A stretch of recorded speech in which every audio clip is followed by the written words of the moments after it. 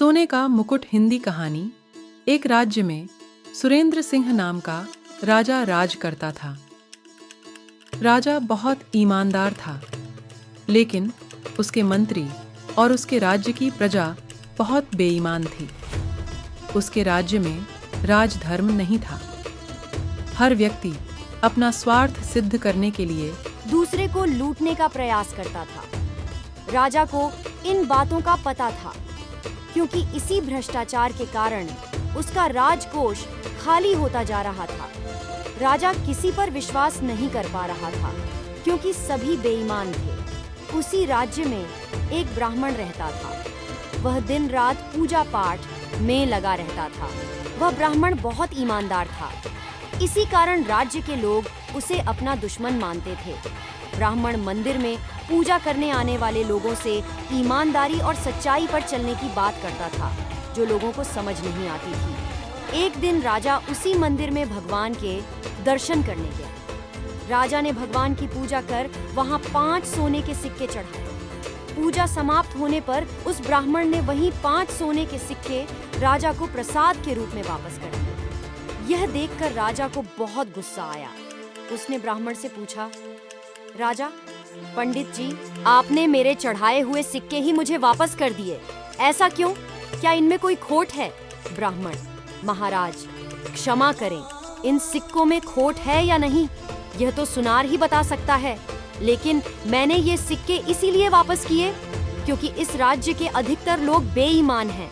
जो लोग पूजा करने आते हैं, वे अगर भगवान के चरणों में पड़े चमकते हुए सोने के सिक्के देखेंगे तो उनका मन पूजा पाठ में नहीं लगेगा। वे इन सिक्कों को चुरा कर ले जाएंगे, बाद में इनका उपयोग गलत कार्यों में करेंगे। राजा, लेकिन आपने मुझे ये वापस क्यों दिए? ब्राह्मण, राजन, यह सिक्के आपके राजकोष में रहेंगे तो किसी अच्छे कार्य में लगेंगे, क्योंकि मैं जानता हूँ आप बहुत ईमानदार हैं और आपका हर काम राज्य की भलाई के लिए ही होता है। राजा को ब्राह्मण की बात बहुत पसंद है। राजा, हे ब्राह्मण देवता, मैं चाहता हूँ आप मेरे महल में पधारें, मुझे आपसे कुछ जरूरी सलाह करनी है। ब्राह्मण, ठीक है महाराज, मैं कल आपके सामने उपस्थित हो आऊंगा।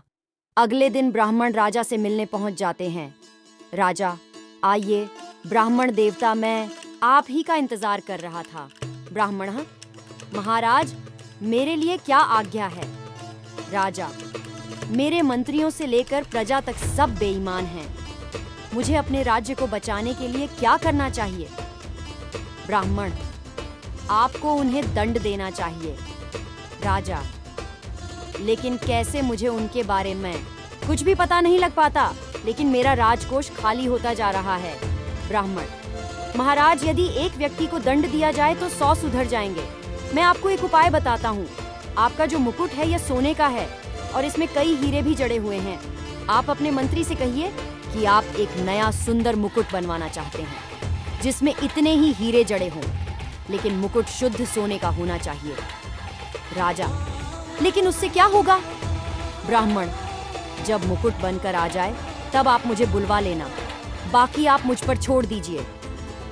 राजा तुरंत अपने मंत्री को, उसमें से जो बचत हो उसका आधा मुझे चाहिए। उसके बाद मंत्री हीरे के व्यापारी को बुलाता है। मंत्री, महाराज के मुकुट के लिए जो हीरे चाहिए उसमें से 2 हीरे कम देना, उनकी जगह कांच के टुकड़े लगा देना। 1 हीरे का दाम मुझे चाहिए, सोने का। व्यापारी सोचता है, जब मिलावट ही करनी है तो 10% क्या 20 कर देता हूँ। 5% मंत्री को भी तो देना है। वही 20% तांबा मिलाकर सोना सुनार को भिजवा देता है। इसी तरह हीरे का व्यापारी भी 2 की जगह 4 हीरे कम देकर कांच के भेज देता है। सुनार जब देखता है कि इसमें तांबा मिला है और 4 हीरे नकली हैं, तो उसके मन में भी लालच आ जाता है। वह उसमें और मिलावट कर देता है और 2 हीरे और निकालकर नकली कांच के हीरे लगा देता है। उसके बाद वह उस सोने और हीरों को अपने कारीगर को बनाने के लिए देता है। कारीगर देखता है, इसमें तो केवल 40% सोना है, बाकी तो तांबा है। वह उस सोने को अपने पास रख लेता है और सोने की जगह तांबे का मुकुट बनाकर उस पर सोने का पानी चढ़ा देता है। साथ ही सारे हीरे निकालकर कांच के नकली हीरे लगा देता है। तय समय पर महाराज के सामने मुकुट पहुंच जाता है। मुकुट बहुत सुंदर बना था। राजा बहुत खुश होता है। वह तुरंत ब्राह्मण को बुलवाता है। ब्राह्मण अपने साथ दूसरे राज्य का एक सुनार लेकर पहुंच जाते हैं। राजा, पंडित जी, मेरा मुकुट तैयार है, अब क्या करना है? ब्राह्मण, राजा, इस मुकुट बनाने की प्रक्रिया में जिसने भाग लिया उन्हें बुलवाइए।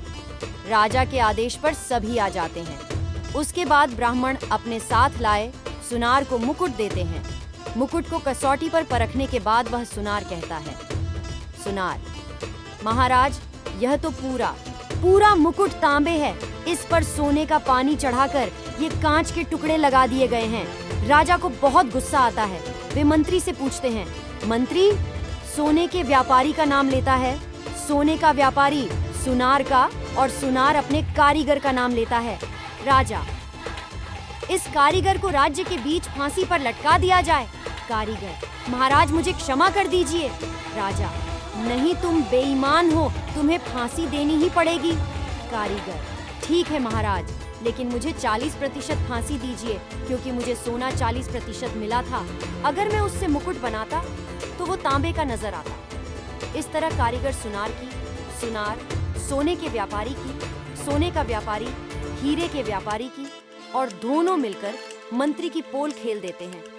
राजा, इन सबको कल सुबह राज्य के बीच में फांसी दे दी जाए। अगले दिन पूरे राज्य में हड़कंप मंच जाता है। बीच राज्य में राजा के सामने सभी को फांसी पर लटका दिया जाता है। राजा, आज के बाद अगर किसी ने भी बेईमानी की तो उसका भी यही हाल किया जाएगा। राजा, ब्राह्मण देवता, मैं आपको मंत्री पद देना चाहता हूँ। आज से राज्य के सारे फैसले मैं आपके परामर्श से लूंगा। उसके बाद ब्राह्मण की सूझबूझ से पूरा राज्य ईमानदारी से अपना कार्य करने लगा। कुछ ही दिनों में राजकोष भरने लगा। सारे फैसले मैं आपके परामर्श से लूंगा। उसके बाद ब्राह्मण की सूझबूझ से पूरा राज्य ईमानदारी से अपना कार्य करने लगा। कुछ ही दिनों में राजकोष भरने लगा।